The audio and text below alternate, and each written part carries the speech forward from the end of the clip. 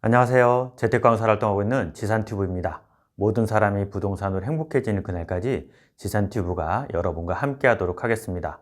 구독, 좋아요, 알람 설정은 컨텐츠 제작에 큰 힘이 됩니다. 오늘은 인기를 끌고 있는 라이브 오피스에 대해서 알아보도록 하겠습니다. 라이브 오피스, 라이브와 오피스를 합쳐서 만든 인위적인 단어입니다. 생활하라고 만든 공간이 아니라 사업하라고 만든 공간이기 때문에 라이브라는 단어가 맞는지는 의문입니다.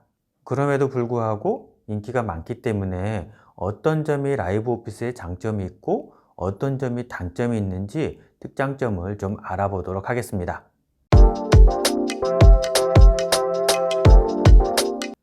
라이브 오피스는 수원 영통에 공급된 현대 테라타워가 시초라고 알려져 있습니다. 그 이후에 공급된 라이브 오피스들이 완판 행진을 이루면서 트렌드처럼 굳어졌습니다. 그런데 섹션형 지식산업센터가 있는데 왜 굳이 10평 전후로 해서 라이브 오피스가 공급되었는지 좀 보도록 하겠습니다. 가장 큰 이유가 산업구조의 변화였습니다. 과거에는 사람들이 많이 필요로 하는 그런 산업들이 주가 되었었습니다. 하지만 요즘은 지식 기반의 산업이 발전하고 1인 2인 또는 5인 이하 창업이 많이 늘어났습니다. 더군다나 코로나 시기를 거치면서 그 수가 더 늘어나면서 과거처럼 중대형의 사무실이 아니라 작은 소호 사무실과 같은 작은 평형의 사무실이 필요하게 된 것입니다. 일반적으로 섹션형 지식산업센터 같은 경우는 대부분이 20평 전후입니다. 하지만 좀 전에 말씀드렸던 것처럼 5인 이하 사업장이 늘어나면서 한 두세 명 정도 쓰는데 20평 정도의 사무실이 필요할까요? 그렇지는 않습니다. 그러다 보니 좀 작은 평형의 사무실들이 필요로 해졌고 단순히 사무 공간이 아니라 거기서 생활하는 사람들이 늘어나게 된 것이죠. 그러다 보니 지금과 같은 라이브 오피스 형태가 생겨난 겁니다. 1인 창업도 늘어나면서 일하다가 쉴 수 있고 또는 짐을 쌓을 수도 있고 이런 공간이 필요로 하고 그러다 보니 다락이 생겨났고 그러다 보니 지금과 같은 라이브 오피스가 생긴 겁니다. 그뿐인가요? 요즘은 샤워실이나 화장실도 설치가 되기 때문에 나만의 공간이 필요한 사람들에게 인기를 많이 끌고 있는 상황입니다. 그러다 보니 각 현장의 모델하우스에 가보시면 라이브 오피스의 유닛이 설치되어 있는 걸 보실 수 있습니다. 그리고 너무나 매력적으로 인테리어가 되어 있습니다. 오해하시면 안 되는 게 여기 보시는 인테리어는 직접 하셔야 되는 겁니다. 그래도 현장마다 화장실, 샤워실, 탕비실, 시스템 에어컨 등이 제공됩니다. 그리고 냉장고나 세탁기, 오븐, 심지어는 스타일러 같은 의류 관리기까지 제공하는 것들도 있습니다. 풀옵션의 오피스텔과 차이점이 없습니다. 그런데 오피스텔에 비하면 절대적으로 관리비가 저렴하죠.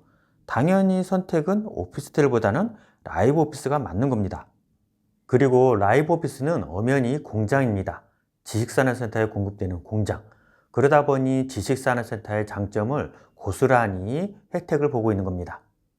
대출 규제, 종부세 대상, 주택수, 분양가 상한제 등에 대해서 제외가 됩니다. 전매도 제한 없이 가능하고 업무용 오피스텔과 달리 발코니가 서비스 면적으로 공급됩니다. 초기 투자금도 10%로 저렴하고 대출 비율도 높습니다. 좀 전에 말씀드린 것처럼 관리비도 오피스텔에 비해서 저렴하기 때문에 장점이 많습니다.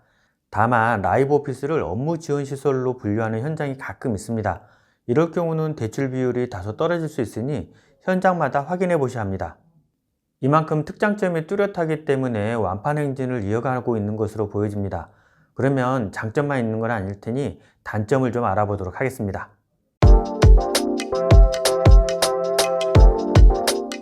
말씀드렸지만 엄연히 사무 공간입니다.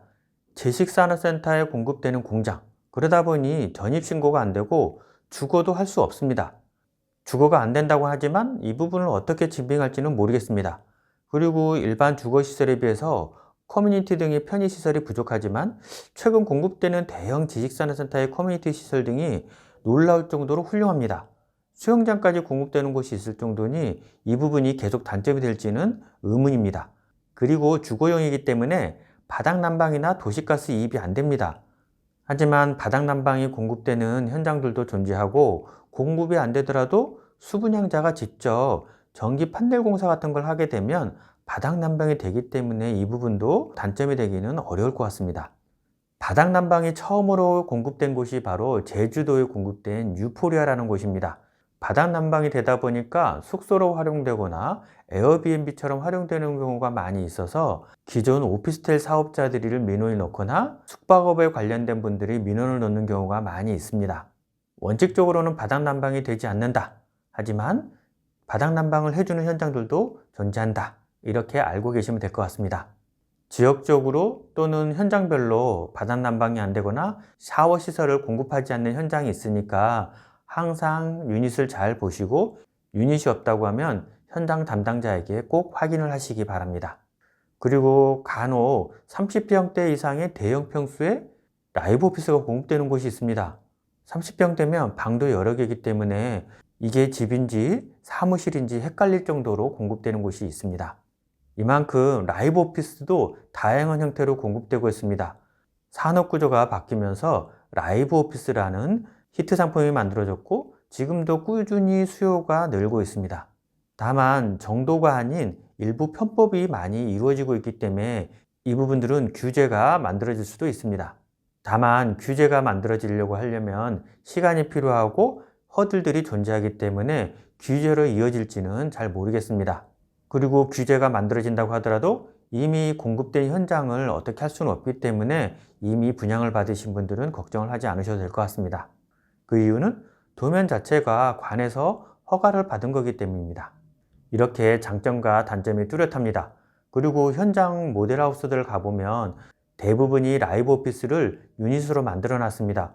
사실 유닛에 들어가 보면 너무나 이쁘게 잘 꾸며졌기 때문에 저도 이런 공간이 있었으면 좋겠다 하는 생각을 해본 적이 꽤 많이 있습니다. 그만큼 매력이 있다는 것입니다. 일반적으로 전용 면적이 작기 때문에 실투자금이 적어서 접근성도 나쁘지 않습니다. 소규모 창업을 준비하시는 분들이나 이미 오피스텔을 활용을 해서 사업을 하시는 분들이라고 하면 라이브 오피스에 대해서 관심을 가져보실 필요가 있습니다.